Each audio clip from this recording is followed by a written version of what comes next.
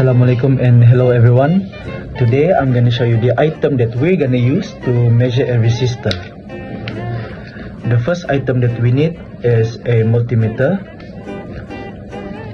a positive probe, a negative probe,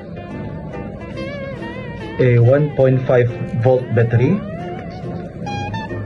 and 100 ohm resistor. Okay guys, so first and foremost we're gonna calibrate.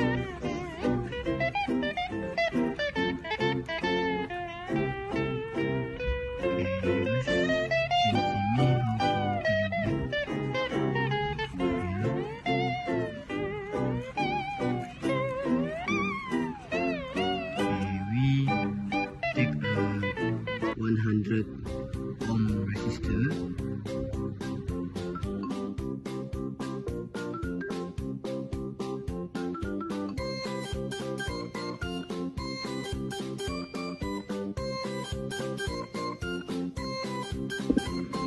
First, we absorb this 1.5 voltan battery.